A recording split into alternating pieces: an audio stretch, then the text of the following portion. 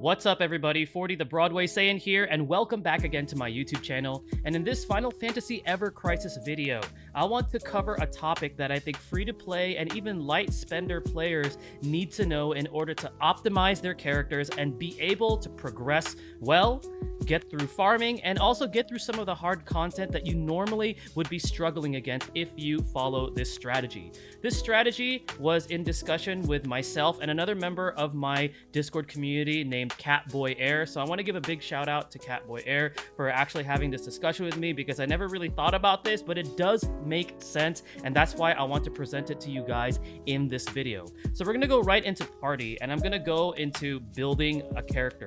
Okay, so we're going to use Cloud again as an example, just like how I did with my last video for top builds for Cloud. So we're going to go ahead and use Cloud as my example here.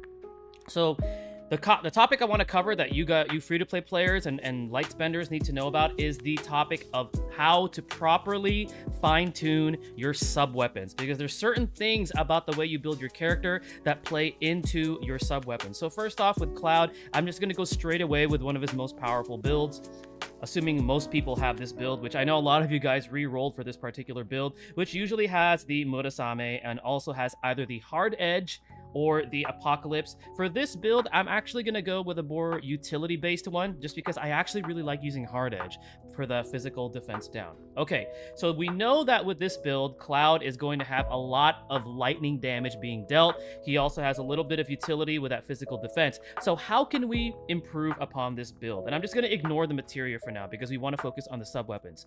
Originally, I was all about, okay, I have these highest rarity weapons on my characters. I'm giving them a ton of physical attack. All is fine and dandy, right? There's absolutely nothing wrong with that. However, from playtesting and also talking to, again, members from the community, including Catboy Air, and then trying this out for myself, focusing on the element of your character. For example, Cloud right now is using lightning. Focusing on maximizing that as much as possible will give you a much greater effect in damage rather than just focusing on straight up physical attack. Physical attack is still important, don't get me wrong, but when you really drill down on the element, you will definitely see the results of being able to do that. And this will effectively make any of your characters who, if you follow this process, be able to clear content. I did this with my Lucia, where I play tested having her with non-elemental builds and using just a lot of physical attack, and she did fine. You know, it's neutral damage. Then I went ahead and switched it over to an elemental build, focused mainly on her water element, went into a stage that was actually not weak to water, and her DPS was actually a lot greater.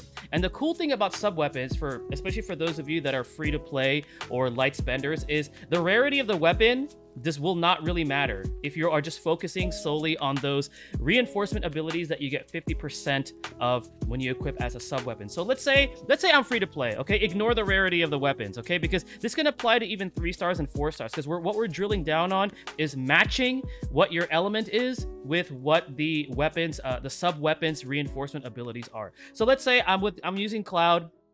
I have lightning damage. I want to find weapons that improve his lightning damage, because it's a much greater effect. So we're going to go ahead and find something here. So I'm looking for the broadsword axis from Matt. So as you can see right there, we have the boost lightning potency. And what's cool about this weapon, we also get a boost physical attack. So we're getting both from this.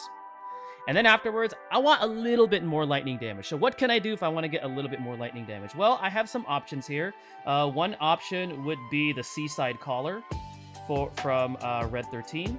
Let's see here, right over here. So I could go with that. It also gives him a little bit more survivability. And what's interesting about the power in this game is that HP has the most weight. So the more HP you have, the more power that you actually have. It's kind of interesting how they focus a lot on HP. I find it really interesting. There's other options that you could use. Another option that you could consider for this would be the Crystal Gloves from Tifa. This one also gives lightning potency and also boosts HP. And remember, if you are free to play or a light spender, you don't really need to necessarily concern yourself with a rarity, because all we're targeting is the lightning potency to be able to capitalize on that elemental damage. Since elemental damage it's actually really important in this game. Even if the enemy is neutral to it, if you can capitalize on it, it's a lot of damage. So you can also use that. And then you can also use Glenn's Shockbuster, which I believe I have it here somewhere. This is another option. Okay, so this one does boost attack, so you get partial magic, partial attack if you want a little bit more attack on Cloud, and you could also go with boost lightning potency. But for the purposes of this video, I'm going to go with the Seaside Collar since I do have it built up, and I do have it at level 60, which one of the caveats to this is that if you are free to play and if you are a light spender, you need to have these weapons that you're using as sub-weapons to optimize at level 60, regardless of their rarity, because that's how you unlock the reinforcement ability too. So we're gonna go ahead and do that.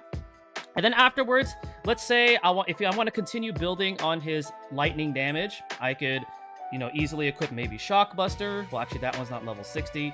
But for the purposes of this video, I want to draw your attention to another option that you could consider, especially if you are playing off of, like, let's say using the Ramuh summon once you get access to that. So Striking Staff is actually a pretty underrated option. And again, this was brought to my attention by Catboy Air. So thank you so much for this. Because of this particular reinforcement ability, where your limit break damage is amplified. This is actually very, very powerful because right when your limit activates, if you have more damage on it, that's a ton of damage that you are getting from this. So this is a great option if you don't want to focus on the elements anymore as like a third sub-weapon slot. And speaking of third sub-weapon slot, you want to make sure that in order to be able to do this, you have to be at least player rank 15 because that's when you unlock the third sub-weapon slot for your characters. So you could go with this, or if I wanted to go with more lightning damage, I have options either with Crystal Gloves from Tifa or the Shock Buster from Glenn.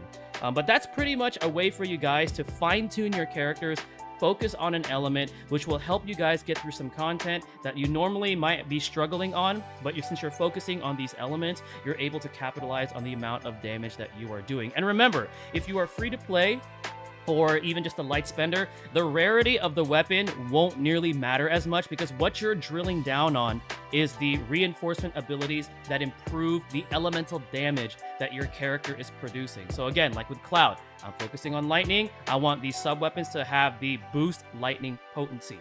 So that way he's capitalizing on that.